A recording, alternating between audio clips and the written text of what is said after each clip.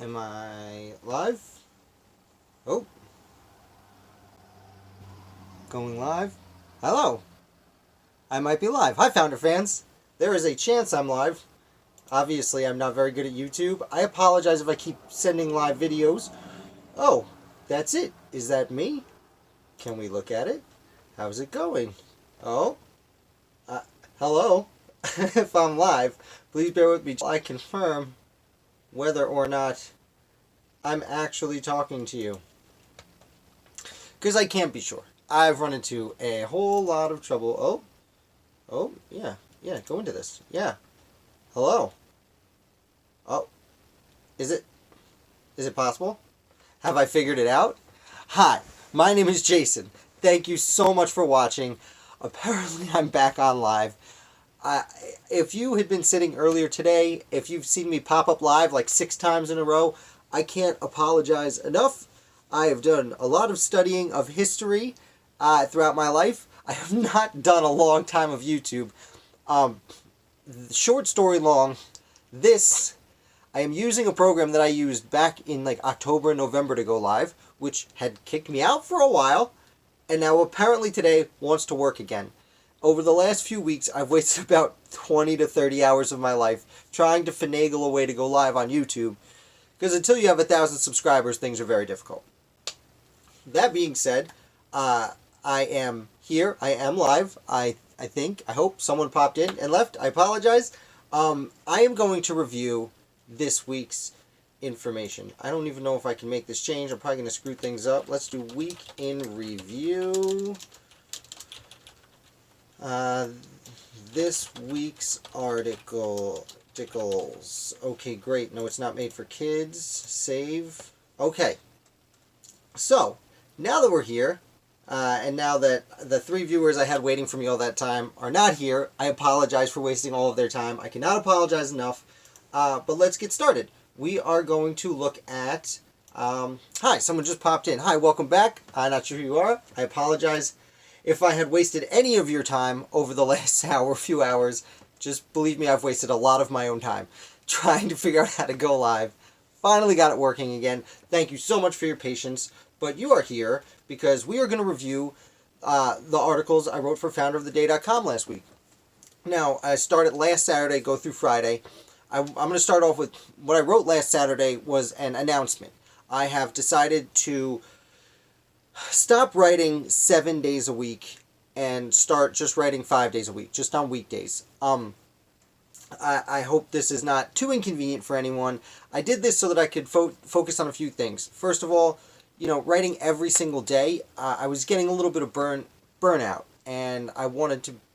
There's 2 extra days gives me time to reconsider, and this is the article I wrote last Saturday, by the way. It gives me some time to, really step back. I don't have to force as many articles, which unfortunately I found myself doing once in a while.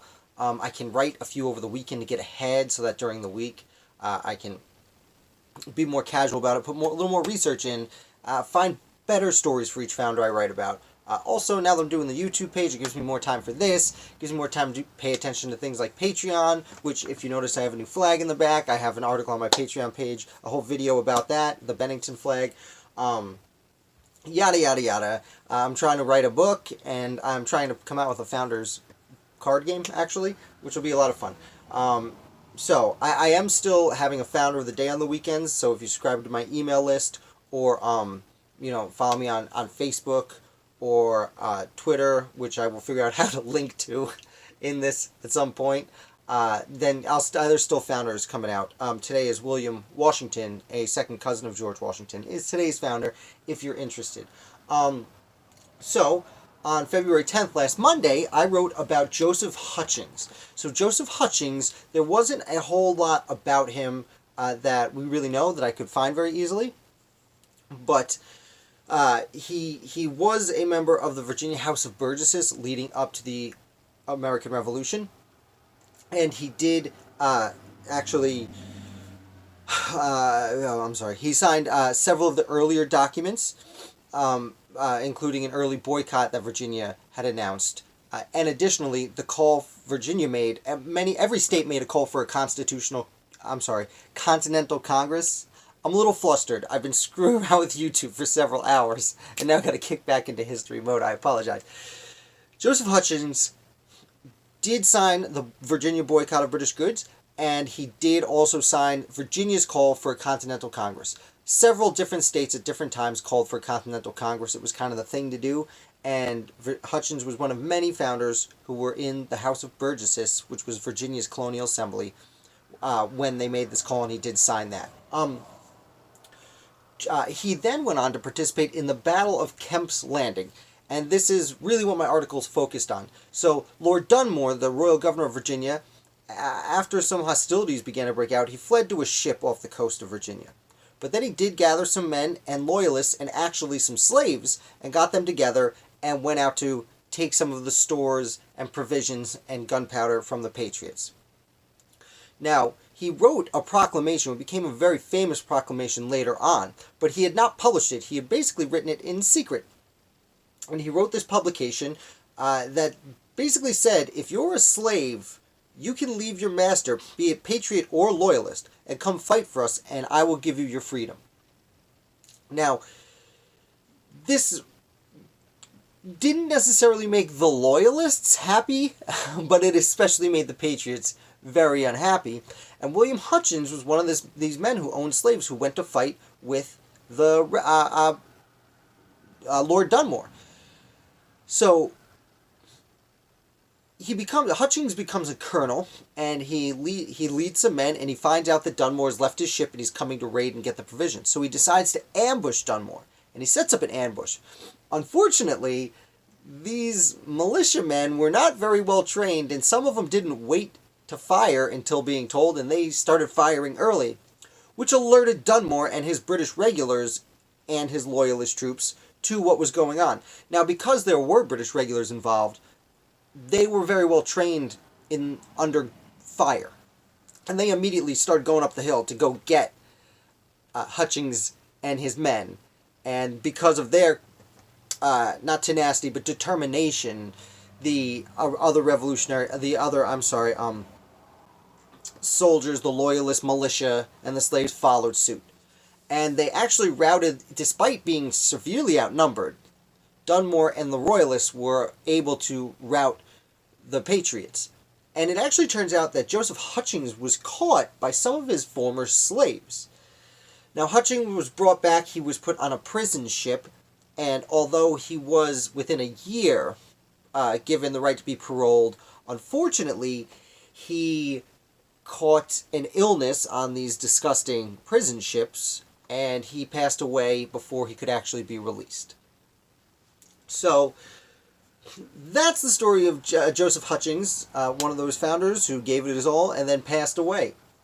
The next day, on Tuesday, I wrote about Dino Whipple, D-I-N-A-H, who I believe is pronounced Dinah. Dino Whipple. Now, she has an extraordinary story, and I've talked about the Whipple family both on this channel and on my website on several occasions. William Whipple of New Hampshire was a founder who signed the Declaration of Independence. He was a major general who, in the New Hampshire militia, he fought at the Battle of Saratoga. Real important guy. He also happened to purchase a slave early in his life. One slave whose name was Prince Whipple. And Prince and William went and planted a liberty tree, which still stands in Portsmouth, New Hampshire, at their old house. And then William let Prince, petition for his freedom. He eventually did free Whipple. I should say Prince. I should use first names. There's a lot of Whipples. William did eventually free Prince, and he allowed Prince to marry while he was still a slave. And again, Prince was able to petition the government. He was one of 20 black men to petition to get rid of slavery. So Prince married a woman named Dinah Whipple. Now, she lived with them. They lived on the Whipple property even after Prince and William died. But she went on to start the first school for African-American children in the state of New Hampshire, and one of the first in the nation, because she was fortunate. She had been raised as a slave also under a reverend who taught her how to read and write, which was very rare for a slave at the time. But so when she was freed and she got married after her husband died to pay the bills, she started this school, which was a great idea because she was passing literacy on to those less fortunate in New Hampshire. time went by. She eventually passed away, but she did have this school for about 30 years, and the school lived past her death. So she was an extraordinary, interesting founding mother of the nation. After that, I wrote about Miles Bruton. I want to say Brewerton, because that's a town by me, but that's not the name. Bruton. Miles Bruton, he was one of the wealthiest people in Charleston, South Carolina. Just filthy rich. And actually, it's easier to find information on the internet about his house than on him, because his house still stands, and it's still a history museum, from my understanding. But Miles made all this money. He had plantations. He was a merchant. He came from a father who was either a goldsmith or a blacksmith, and fabulously wealthy. Now, when the Revolution broke out, he tried to go to the First Continental Congress, but he was seen, because he had family who had married into the royal governor's family, he wasn't extraordinarily trusted. But that being said, he did serve on the Committee of Safety, and he proved that he was a rebel, and eventually he was able to get elected to the Second Continental Congress. But he took a ship from South Carolina to Philadelphia, and on his way, the ship was lost at sea. So this gentleman, Miles Bruton, who may have been one of the major players in the founding of the United States, was not, because he passed away. That being said, one of his sister's sons-in-laws was Timothy Pickney, and Pickney became a very important player in the war. Of course, he would be John Adams' running mate the second time he ran for president against Thomas Jefferson and Aaron Burr. But speaking of his sister, Rebecca Bruton Mott, she is the one I wrote about the next day. And Rebecca Bruton Mott, after her brother passed away on that ship, and after her husband passed away a few years later, inherited so much money that she became probably the wealthiest woman in South Carolina, and one of the wealthiest women in colonial and then early United States, because most women couldn't have control of their money, which is an unfortunate truth of the time and place that we discuss. But when all the men died, she got all the money.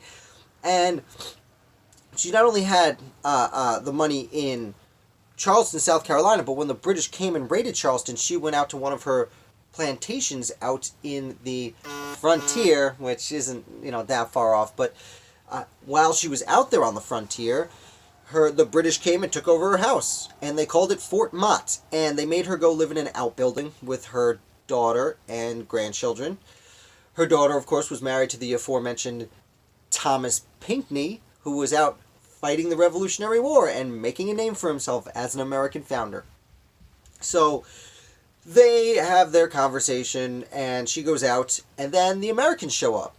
Daniel Morgan, Francis Marion, and Henry Lee III, whose nicknames are, of course, the Swamp Fox and Light Horse Harry, respectively. It just happens that the two best nicknames of the Revolutionary War were together.